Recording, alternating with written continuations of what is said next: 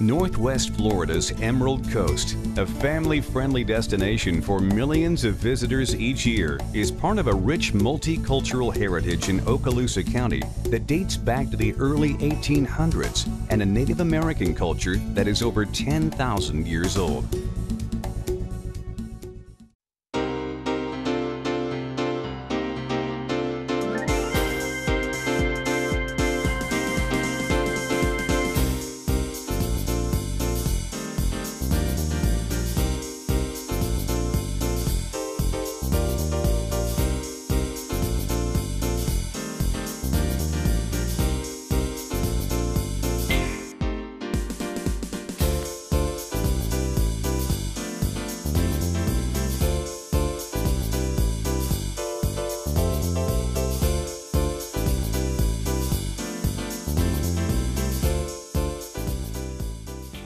Okaloosa County was founded in 1915 with the city of Crestview designated as the county seat.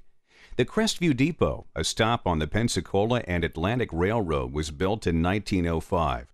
Though the railroad was used mainly to transport cargo, the Crestview Depot was the occasional stop for political candidates or a circus train. Portions of the original depot, which closed in 1971, as well as many other artifacts from the area, are currently on display at the Heritage Museum of Northwest Florida in Valparaiso. The Crestview Commercial Historic District was added to the National Registry of Historic Places in 2006. The rural areas surrounding Crestview are significant in the county's agricultural history. The town of Baker, established in 1907, was known for cotton production, as well as blueberries and peanuts. Laurel Hill contributed greatly to two of the county's major industries, lumber and turpentine. Some of the old turpentine stills are among the many exhibited items from that era now on display at the Baker Block Museum, located in the old general store built in 1908. Agriculture is still a mainstay in northern Okaloosa County. Baker is in the top one-third for agricultural products sold in the state and is home to several pick-your-own produce farms. Fort Walton Beach, established in 1937, has a history traced back thousands of years. Archaeological evidence has been discovered from 5 distinct Indian periods between 600 and 1650 AD, and some artifacts with radioactive dating back to 10,000 BC. Over 6,000 of these artifacts can be seen today at the Indian Temple Mound Museum, which opened in 1962. The Indian Temple Mound was designated as a National Historic Landmark in 1964 and is now part of the Fort Walton Beach Heritage Park and Cultural Center. The history of piracy on the Gulf Coast is commemorated each year with the Billy Bowlegs Pirate Festival in Fort Walton Beach. Billy Bowlegs, born in 1763 as William Augustus Bowles, was known for his role in Seminole history and his years of piracy against the Spanish in West Florida, leading to his eventual capture in 1803. Each year in June, the city of Fort Walton Beach revives the folklore and legend of this pirate character. Crowds of festival-goers watch as the city militia fight in vain to defend their beloved Camp Walton in a mock battle against the pirate invasion. Much to the delight of pirate fans everywhere, they have yet to win a single battle against Billy Bowlegs and his crew in over half a century. The Gulfview Hotel Historic District, with a number of historic buildings preserved in a 20-acre area on Miracle Strip Parkway, was designated a National Historic Landmark in 1992. The hotel itself was built in 1906 as a hunting and fishing lodge, and it's one of the oldest remaining structures in Fort Walton Beach. Magnolia Grill is a renovated 1910 catalog house, originally owned by Dr. G.G. French. The house was shipped in pieces to Pensacola from New York, then delivered by barge to Camp Walton at its original site overlooking the Santa Rosa Sound. Much of the home's original construction is still intact, and several pieces of Fort Walton memorabilia were added during renovation. A historical tour of the site is available by appointment. Eglin Air Force Base is the free world's largest air base at 724 square miles and was founded in 1919 in Valparaiso by Chicago promoter Frank Perrin. Cairns sold the development to aviation enthusiast James Plew, who allocated 137 acres of property in Valparaiso for a landing field in 1933.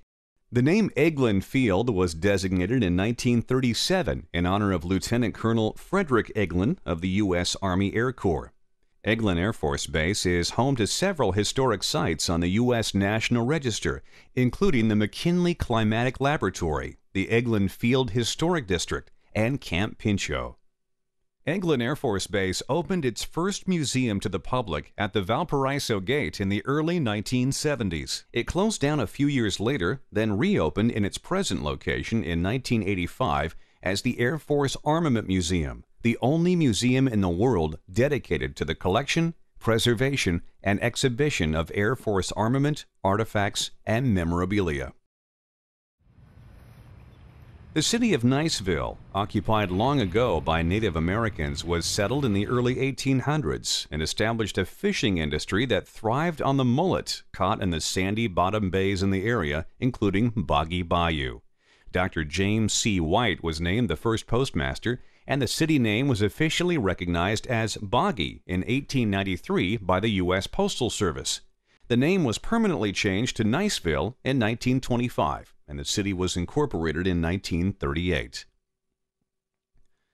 Niceville is the home of Okaloosa Walton College, established in the spring of 1964 as Okaloosa Walton Junior College. The original campus was located in Valparaiso's Old Business District, a string of buildings that resembled a movie set from old westerns, earning the campus the nickname Dodge City. The first commencement ceremony in 1966 graduated 85 students. OWC relocated to the Niceville campus in 1968 with 7 buildings. The campus was completed in 1975. Today, the college has a total of 6 campuses and over 14,600 students. The Niceville campus is home to the Mattie Kelly Art Center, a 120,000 square foot fine and performing arts center hosting Broadway touring shows as well as productions by OWC's Fine and Performing Arts Division, special concert events, and fine art exhibits. The Arts Center was named after Mattie May Kelly, who came to the Destin area in the mid-1930s with her husband Coleman as one of Destin's pioneer families. The Kellys built the first vacation cottages in the area and launched the first deep-sea sport fishing boat in Northwest Florida, joining other well-known fishing families, the Marlers, the Destins, the Maltezos, and the Taylors. From the mid-1930s until her death in 1992, Mattie Kelly supported the arts and education in Northwest Florida, and in 1995, the Mattie Kelly Arts Foundation was established in her honor. The city of Destin is one of the youngest municipalities on the Gulf Coast. Spanish explorers first surveyed this area in 1538, and the first known map of the Destin coastline was drawn by Spanish surveyor Don Francisco Tapia, who was commissioned in 1693 to chart the Florida coast. The fishing industry that gives Destin its claim as world's luckiest fishing village can be traced back to Captain Leonard Destin, who came to Northwest Florida from New England and pioneered Destin's development as a fishing village. The Destin History and Fishing Museum, which exhibits the oldest existing seine fishing boat, the Primrose, shows the progression of the fishing industry in Destin from the methods of early Indian inhabitants to the charter fishing boats used today. The charter fishing boat business has thrived since World War II and became even more popular with the first annual Destin Fishing Rodeo in 1949. Held the entire month of October, the event now hosts over 35,000 anglers that compete for the biggest catch every year. Today, the Destin Harbor is home to the largest and most elaborately equipped fishing fleet in the state of Florida.